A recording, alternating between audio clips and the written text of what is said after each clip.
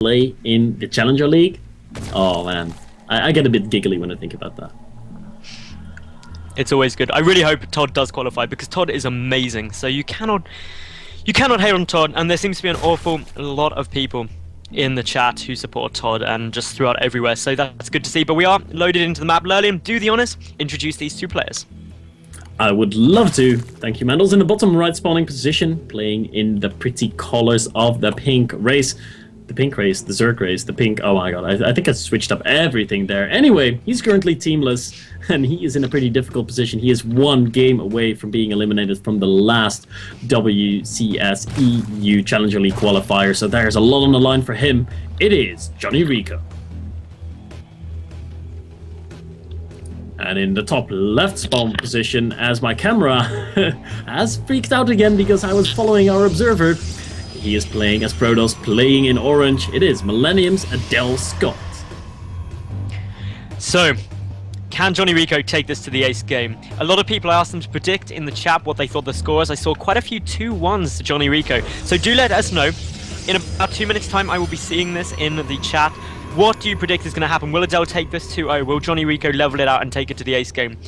Personally, I'm rooting for the ace game, not because JonnyREcco is British and that I want to see another beautiful Englishman through, or Scotsman through, should I say.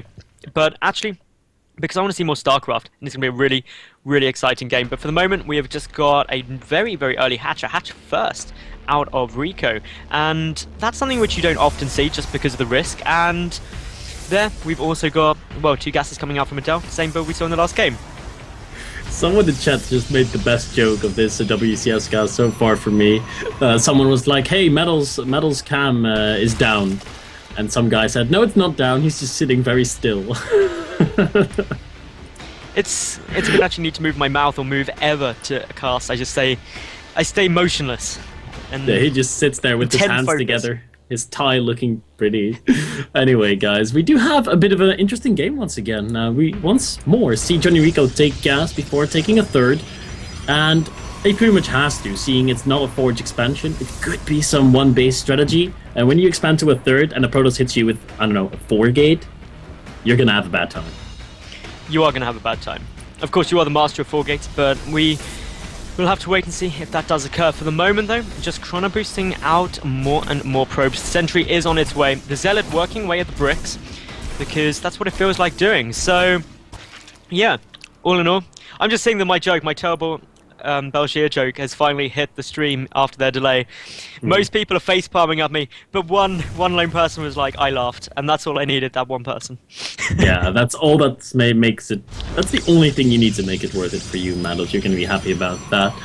Overlord here in a nice position, sees the Nexus going down. Once again, the same build out of Adelscott as he's done in the first match. So we might see him follow it up with the same. No!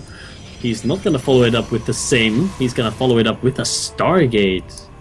Ooh. Okay, so the Stargate is really interesting. It's not going to get scouted out either, and that's a problem for JonnyREcco because he needs to know that's going to be occurring in order to deal with it. There is the Overlord coming in, but it all depends on the scouting pattern it goes for. May go too far up. It is very much at the edge of the base. Meanwhile, Rico, he does have speed, already a quarter done. Going for a very similar build. Going to go and take his third shortly, I would imagine, and it's not too much later. He knows that it was a gateway expand, so you want to make sure that you get down your third base at some point, but not rushed as it would be against the Forge Fast expansion. But that Stargate is just finishing. Phoenix or Oracle, Lurlian? Phoenix or Oracle?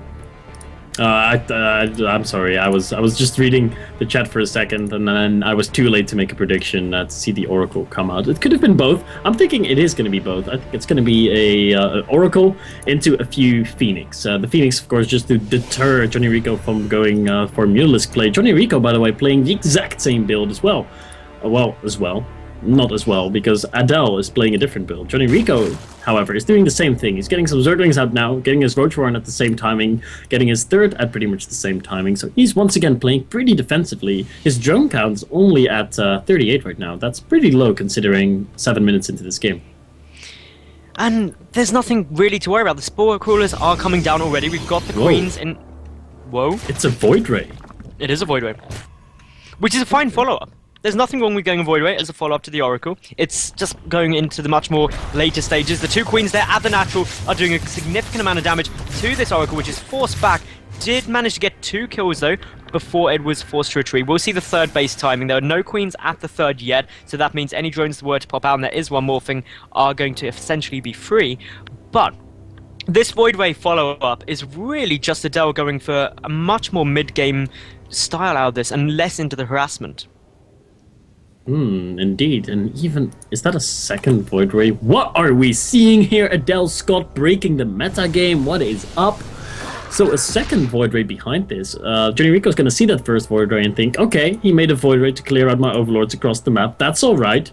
I'm not going to be reacting to that too much. I might get a Spore Caller here and there, but other than that, that's all right.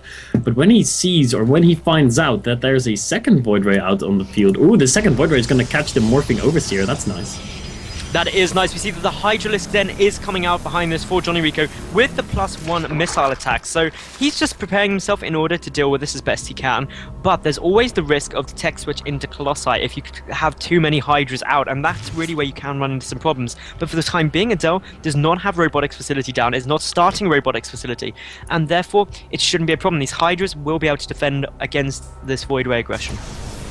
Yeah, Hydra is of course the best option to go for when you face a lot of Void Rays. Corruptor is not very good at dealing with them. You might want to have a few Vipers though to lash in those Void Rays and Colossi that Adelscott will eventually be going for, I suppose. But for now, he's moving out on 2 bases. He's got 5 gateways and a Stargate.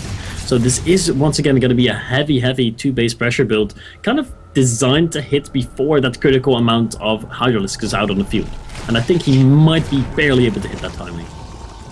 No, it's going to have such a tough time getting any damage done though, because just look at the Hydra gun. It's slowly coming up. We've got 22 Zerglings all on their way in. A couple of Spore Crawlers desperately trying to go down. They get focused very quickly by the Void Rays with prismatic alignment. JonnyREcco once more needs to make sure that he takes his time.